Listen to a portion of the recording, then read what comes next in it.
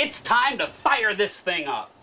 Welcome aboard ShipShape TV Essentials. This is your port of call for the most impactful upgrades, expert advice, and hands-on solutions from seasons past. This episode is proudly brought to you by SureHold, because anything worth doing is worth doing bright. From cleaning to protecting and perfecting, SureHold has everything you need to keep your boat shining. Don't just go boating, go showboating. Now, let's hoist anchor and set a course for another exciting episode of ShipShape TV Essentials. Thanks again for tuning in to ShipShape TV. I'm your host, John Greviskis, and in today's show, we're going to take a closer look at the lower unit. Now, this piece of equipment is the gear case to the outboard motor. Notice the holes here on the side. They're the water inlets, or water pickups. Now, whenever the lower unit is beneath the surface of the water, water is drawn in through these holes to the water pump, cooling the engine. Now, when you're up on plane, the lower unit also acts as the steering mechanism for the boat. When it's a stock unit, there's also quite a bit of drag. We're going to change that drag by introducing something that's called a nose cone. Now, these nose cones are just another way to make your boat ship shape. If boating's your game, then you'll agree. Ship shape is the way to be. Out on the lake or on the sea, ship shape means trouble-free. Ship shape means being neater.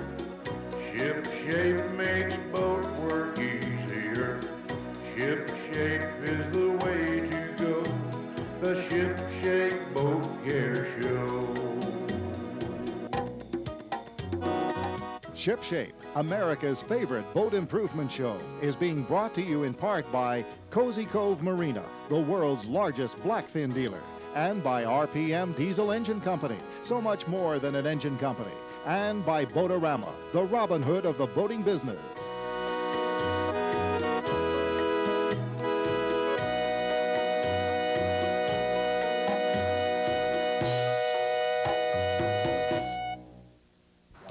With us today is Bob Eisenogel, the inventor of the Bigfoot nose cone. Bob, thanks for being on the show. John, good to see you again. Now, Bob, you own Bob's Machine Shop in Ruskin, Florida, and you specialize in high-performance marine parts. How did you come up with the idea for a nose cone? Well, there's props on the market today. They call them surface piercing props. They've been on the market for a long time. But the thing of it is, the outboard motors haven't changed in years, and the water pickups located on the side of the gear case are inefficient for the type props. You try to raise the motor high enough to take advantage of this high-dollar prop you went out and bought, you burn your power head up. The other thing is that the design of the gear case hasn't changed over, the last 30, 40 years. And the speeds that the motors are capable of nowadays, the water actually blows away from the stock type design, and it's so inefficient that somebody had to do something.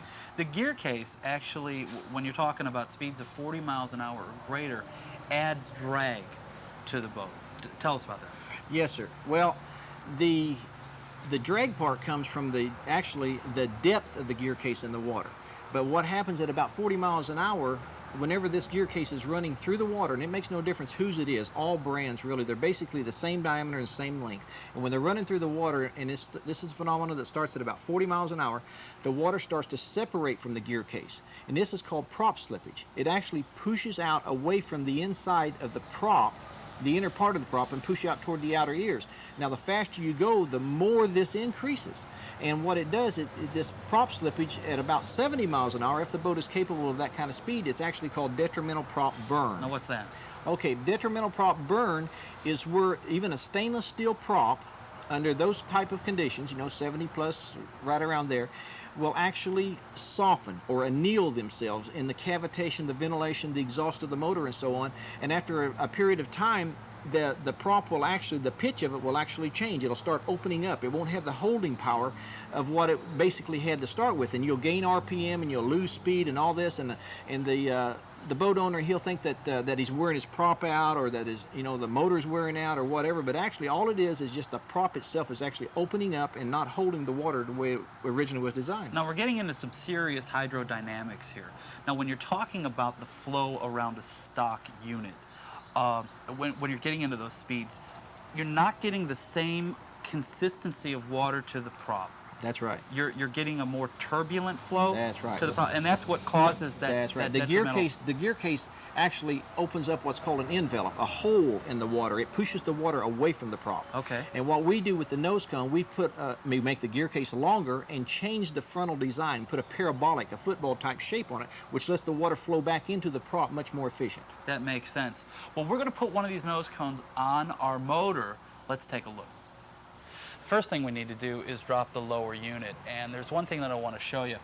The lower unit is bolted on with 6 bolts, and there's one that a lot of guys miss. It's actually hidden underneath this zinc tab, and I'll show you. Let's go ahead and pull the zinc tab off, and I'll show you the bolt that's hidden.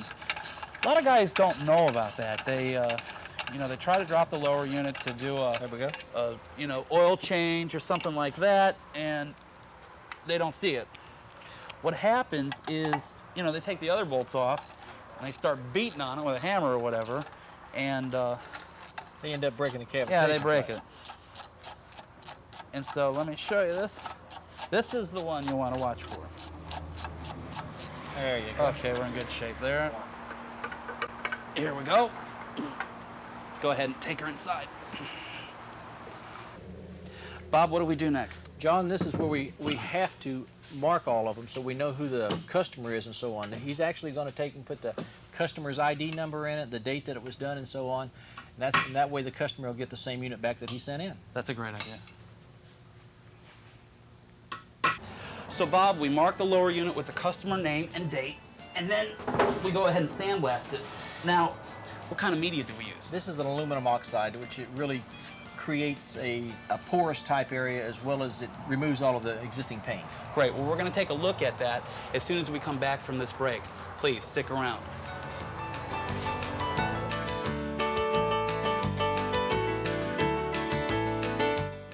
The ultimate 3-in-1 boat hook from Surehold. Engineered to serve multiple purposes, this versatile 3-in-1 tool can be used as a traditional boat hook for docking and securing your vessel, for carrying a dock line to a pillar or cleat, for safely pushing off a dock space, and more.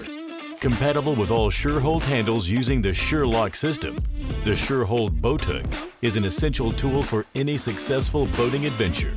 Surehold. Clean and simple. Welcome back to ShipShape TV. I'm John Greviskis, this is Bob Eisenogel, and today we're putting a nose cone on a lower unit. Bob, we're using an aluminum oxide media. What's going on in there? Well, we're removing all the existing paint that was on it so we get a much better adhesion to the bare metal once we start applying our fillers. Well, let's see how it comes out.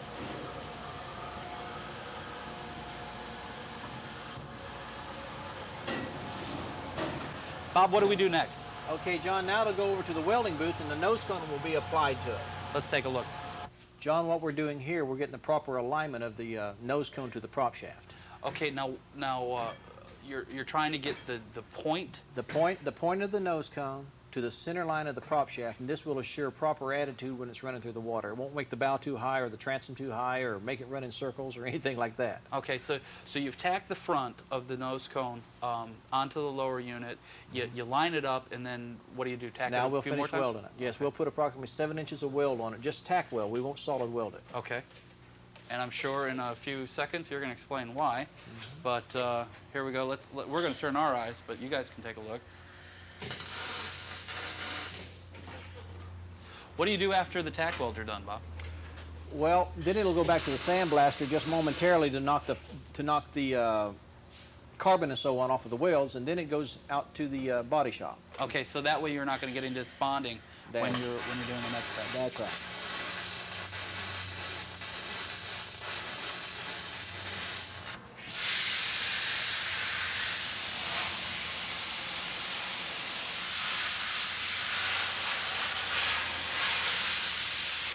John, now we've arrived to the point that we're going to put all of our fillers on.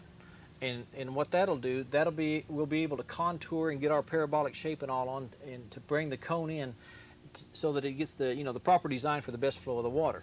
But up to this point, what we have done, we've sandblasted the gear case, we've centerlined the nose cone to the prop shaft, we've welded the nose cone on, and now we've already started applying the clay to these holes in here that we don't want the filler to get into and so on. But also, as you can see on these holes that are down through here, this is part of our patented mold process that actually this makes for a mechanical bond. Once we place this into the mold, and you pour the resins and so on in, what happens is they run in behind the cone, out through these holes and everything, and then whenever they kick off, it creates a mechanical bond as well as the adhesion to the part itself creates a chemical bond. So we have two different type of bonding processes. So this acts as a bolt.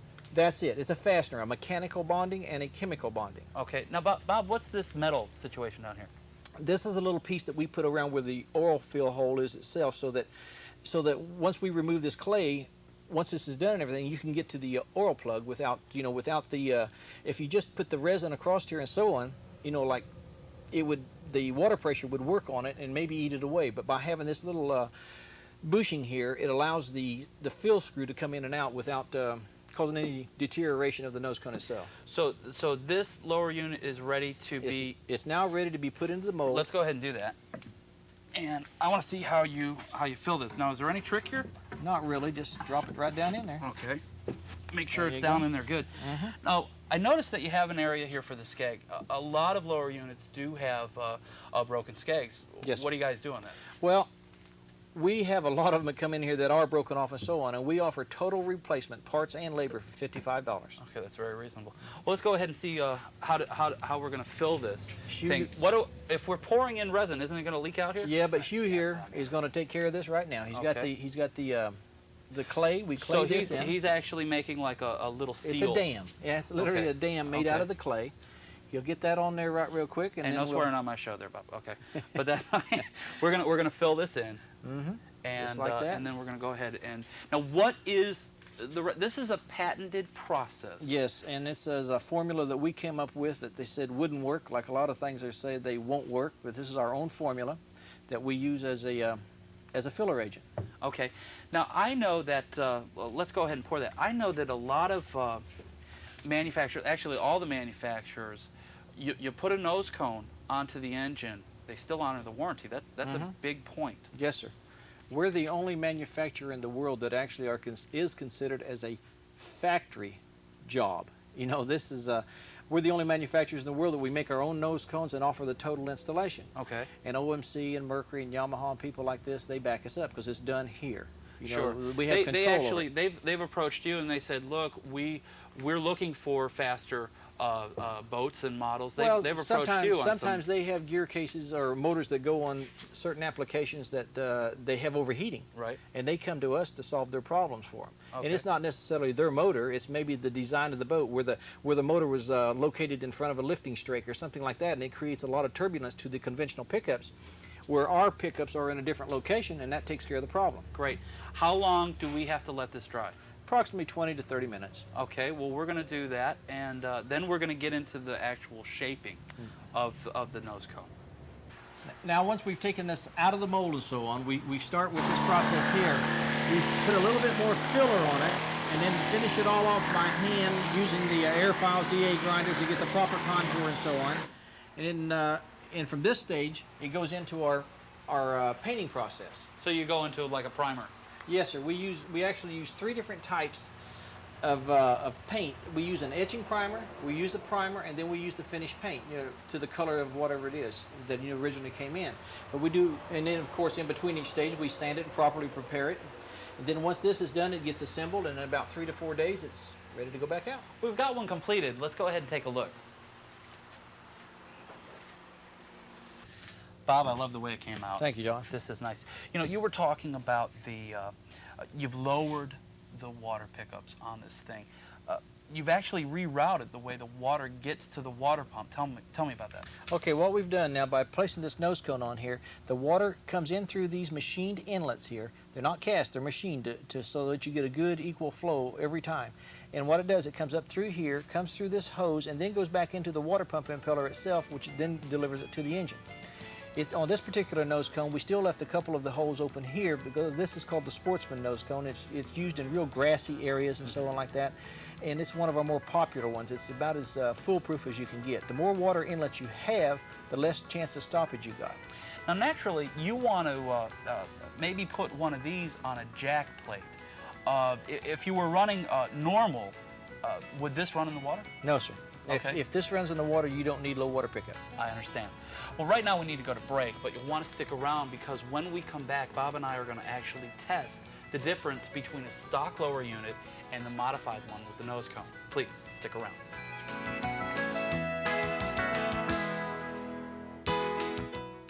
The SureHold One Bucket System is your storage and detailing solution, featuring an ergonomic corrosion-free rope handle, a bucket caddy to organize your supplies and lift them out with ease, a bucket grate to elevate your wash tools out of dirty water with integrated soap measuring cups, a bucket base that won't let your bucket scratch, tip, or slip, and a bucket lid that keeps tools secure and doubles as a comfortable seat. The SureHold One Bucket System, the world's best rope handle 5-gallon bucket. SureHold, clean and simple. You know, a lot of businesses have been around for a long time, but they haven't quite made it until they advertise on TV. TV gives a business credibility, respect, and a largeness that no amount of square footage can match. You know, there are lots of reasons to advertise on TV, from selling more products to giving your employees a boost in self-esteem. TV is the way to go. And the way to reach the boating community on TV is by advertising on ShipShape TV. This show reaches millions and millions of homes right here in Florida. Give us a call today.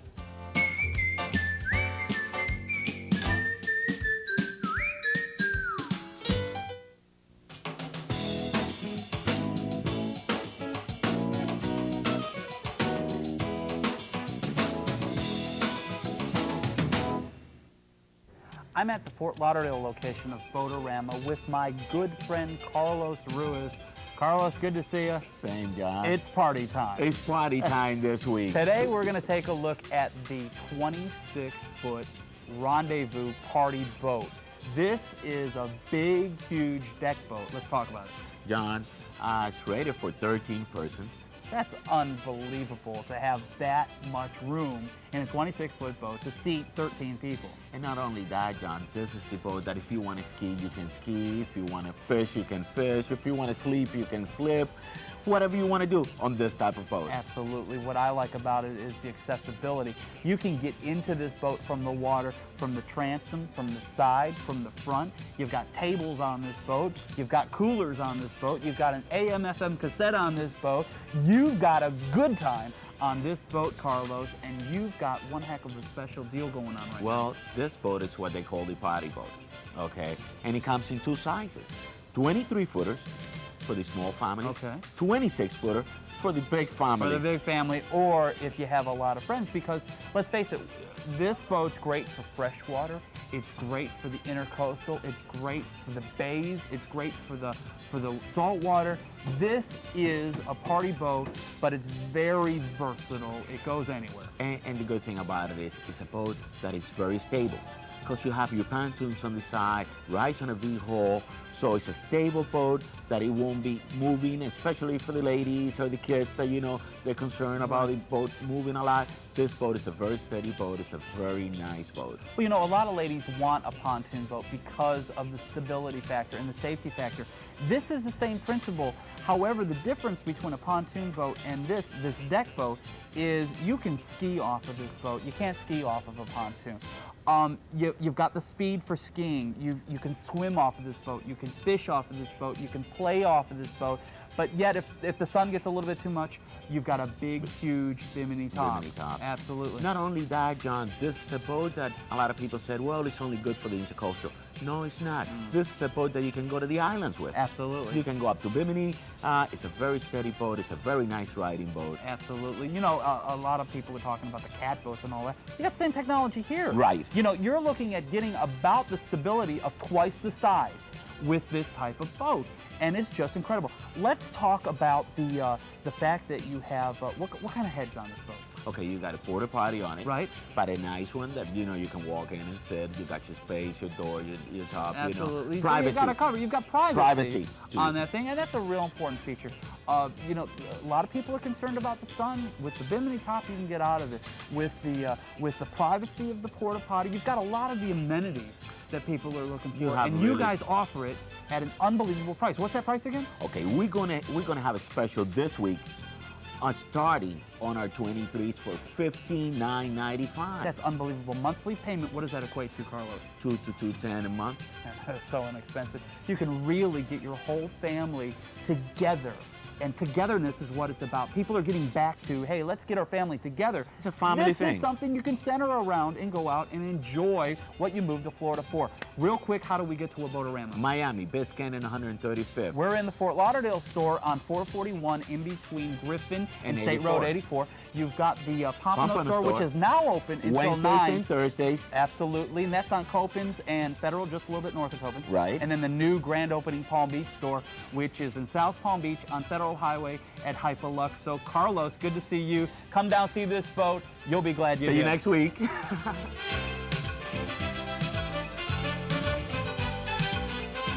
ShipShape TV is the only show of its kind, informative as well as entertaining.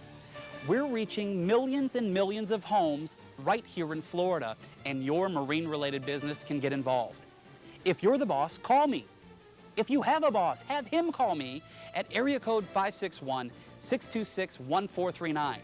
We'll prove to you just how effective and how affordable ShipShape TV really is. If you want the boater, call us at area code 561-626-1439 now. You'll be glad you did.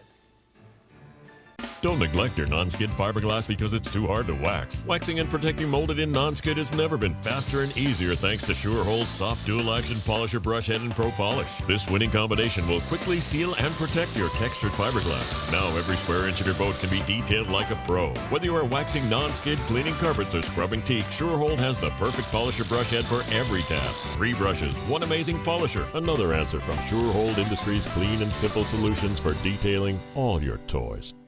Welcome back. We wanted to show you the difference a nose cone can make when it comes to performance. Before we started the project today, we hooked up a radar gun to show you how fast the boat would go with the original lower unit on. Let's take a look. We're testing the boat on the Alafaya River, and we've got the original lower unit on it. Now, we're gonna run the boat at 6,000 RPM to see what kind of speed we're gonna get. We've got a radar gun, Bob. What kind of speed do you think we're gonna get out of this? Well, John, I imagine that this Stratus will run probably in the low 60s with not too much problem. It, you know, it's not a slouch. It's got a 150 on it, and so, you know, here he comes now. We'll get some good idea of what it does. Now, you guys have won several world speed records with this nose cone and lower unit. Yeah, John, we hold several kilo records of this, and in one day, the lower unit contributed to 11 world speed records. What did we get? 62 miles an hour. Okay, John, now it's been a few hours. We're back up the Alafaya, and we're testing this boat after the modification. The nose cone has been installed. Put it on radar just to see, so we can compare apples to apples. So we're going to go with an apples to apples comparison. We're using the same prop, which was what? It's a Predator 4-blade prop. Okay, great. You've also got a jack plate on the boat. Now, we have not adjusted the depth. That's right. And right now, the radar is showing 67 miles an hour. This morning, it showed 62 miles an hour. So just with the nose cone, we're gaining 5 miles. Yes. Let's take a look at the boat real quick with the jack plate up and see how much more speed we can get out of it. Okay. Bob, how fast is she going? 72. So we gained an additional 5 miles an hour with the jack plate. Now, this project runs $299, and guys can actually take the lower unit off and UPS it to you. And what kind of turnaround time are we looking at? We have a 3 to 4 day turnaround, and parts and labor now is $299. Okay, you also have a do-it-yourself kit. Yes, sir. That's $125. Okay, how do people get a hold of you? At Ball's Machine Shop, 1501 33rd Street Southeast, Ruskin, 33570, or we have an 800 number, which is 966-3493. Love the product, love the results. Right now we need to go, but please tune in next week. Until then, keep your boat ship-shape. Thanks a lot, Bob. Thank you. If boating's your game, then you'll agree. Ship shape is the way to be. Out on the lake or on the sea, ship shape means trouble-free. Ship shape means being neater. Ship shape